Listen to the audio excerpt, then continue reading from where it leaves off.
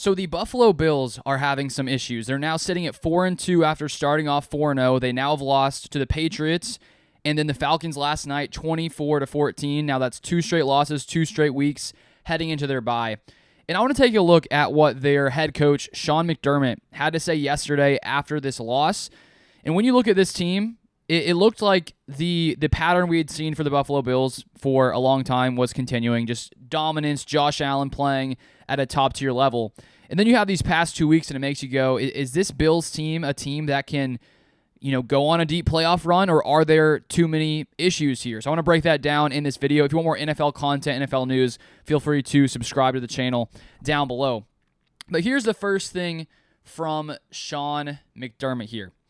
This is a quote this is his press conference, but posted here via Joe Buscaglia of The Athletic.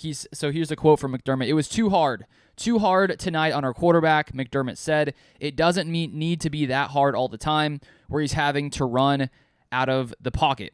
So all game yesterday, most of the game, Josh Allen was being consistently pressured. And this was a Bills offensive line that entered this week looking at ESPN pass block win rate as the #1 team in the entire NFL. But the Falcons decided to blitz Josh Allen at one of the highest rates we've seen in a long time. And here's some interesting stats along with some more from McDermott in an article from Atlanta Getzenberg, ESPN, who says, "Allen said his hand was not injured in the game and that he is healthy, while McDermott said he was not informed of any injuries to Allen, but he did say the game was too hard on the quarterback in terms of the position he was put in. Allen's 12 sacks in the season are 2 away from his total in the 2024 regular season." Now, here's the crazy part. Allen was pressured on 47.1% of his dropbacks. His highest rate since the 2020 AFC Championship game, 47.4%. According to Next Gen Stats, the Falcons blitzed Allen on 55.9% of his dropbacks, the highest blitz rate he has faced since Week 8 in 2021.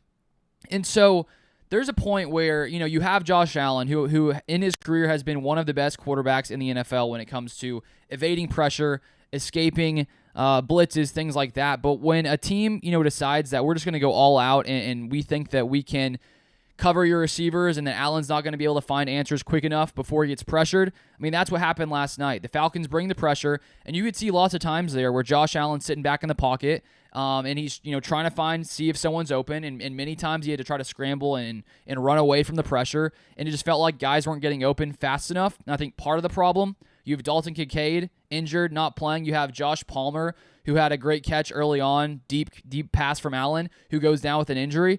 And so it just felt like the Falcons secondary was, covering up these receivers. And because Allen was getting pressured so quickly, it felt like he had no answers there. And so now you're sitting here looking at this Bills team, and now you look back to those first 4 games. They put up 30-plus points, 30 or more points in all those games. But if you look at those defenses, those first 4 teams Allen faced had they're 4 of the worst defenses in the league right now. Baltimore, 32nd scoring defense they faced week 1. Jets, 28th. Dolphins, 29th. And Saints, 25th. So it's not surprising that Josh Allen, who's one of the best quarterbacks in the NFL, was thriving against some of those defenses. And then you have the past 2 defenses where the Bills have struggled a lot more. The Patriots, the 9th best scoring defense. The Falcons, the 7th best scoring defense. And so at some point, Josh Allen needs more help. He needs, for his team to find a way to, mitigate some of these issues that come with opposing teams blitzing at a rate like this. And then it felt like his receivers just weren't getting open at a very high rate and giving him a lot of answers there facing these blitzes. So there's a lot of questions here for the Buffalo Bills now sitting at 4-2. The Patriots are now in first place of the AFC East, which is something that, hasn't really happened in a while, up to this point where we are in this season. And so I think that when you have Josh Allen, it always leads me to believe that, teams like that where you have a top-tier quarterback, they seem to find ways to figure things out and get better moving forward. But I do think that for a team here that has played well against really bad defenses, struggled against a Falcons secondary that is one of the best in the NFL, there are definitely a few things they need to fix here, and the defense just played really, really bad. You watch Bijan Robinson in the first half, and as I was watching that, it felt like a high schooler playing against middle school players. That's sort of what it looked like. It was so easy for Bijan Robinson. Same for Michael Penix in the first half. I mean, they were just dicing up the Bills secondary. Drake London had one of the best days of his career.